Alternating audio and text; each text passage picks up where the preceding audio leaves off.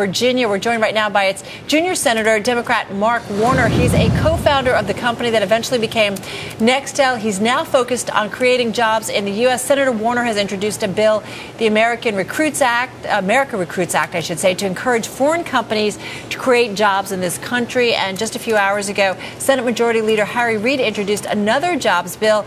Senator Warner, let's get right to it. Why do you think your proposal to create jobs is the best one right now? Well, I think there's no single silver bullet. We're going to have a series of proposals. You know, Senator Reid's put forward some ideas in terms of a tax credit, trying to make sure we extend the highway bill so we can actually get some infrastructure built around this country.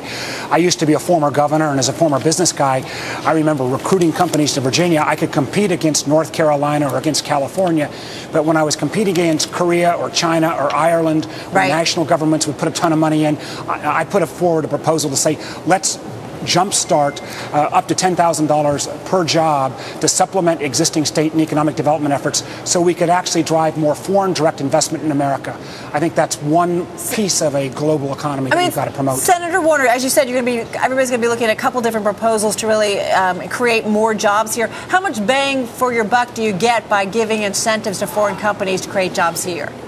Well, listen, by every job that we create in the technology or manufacturing sector that might otherwise end up in Ireland or the UK or Canada, they average about $50,000 in income. They would more than pay off in taxes about $6,000 or $7,000 a year, more than what we're talking about in terms of a incentive, a 2-year forgivable $10,000 loan. So this is actually something that would it would be deficit neutral, would actually add to the overall economy. But there's no single silver bullet. We're going to need a whole series of proposals. I strongly favor increased trade. I think we got to go ahead and do the free trade agreements with Colombia and South Korea and Panama. We need to realize that our economy is going to become more and more global export economy and more foreign direct investment in America. But there are other ways to plug a deficit other than just raising taxes and cutting spending, is what you're saying. Well, listen, I think that what we've got to do is we've got to look at the whole mix. There are things around job creation, tax credits that can be part of the mix. There can be things that we should do in terms of targeted federal spending around infrastructure. The fact of the matter is, for the last 35 years in this country, we have disinvested in our infrastructure, roads, rail, water, and sewer. We're going to have to pay for it at some point during these challenging times. That's where I'd like to see more of the stimulus dollars placed in infrastructure projects. But it's going to take this whole mix. Senator Warner, hold on for a second. We've got to take a commercial break, but we do want to come back and continue our conversation. We're going to take our break. That's right. We'll come back and talk to Senator a little bit about regulatory reform, financial regulatory. You're watching Street Smart with Carol Massar and Matt Miller on Bloomberg Television. Welcome back, everybody. We're talking with Virginia Senator Mark Warner.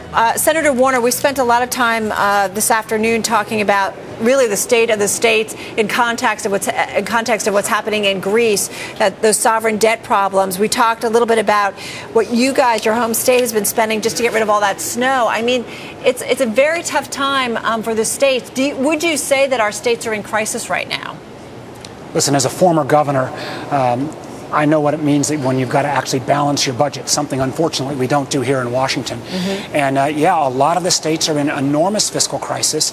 And what's a little bit ironic is some of the very governors who complain most about some of the stimulus spending, without that stimulus spending, their state's budgets would even be in worse shape. I was down in Richmond the other day, and I had some of my Republican legislators say, hey, Mark, we're going to still keep bashing you for this federal spending, but keep sending that money down to Richmond because we need it.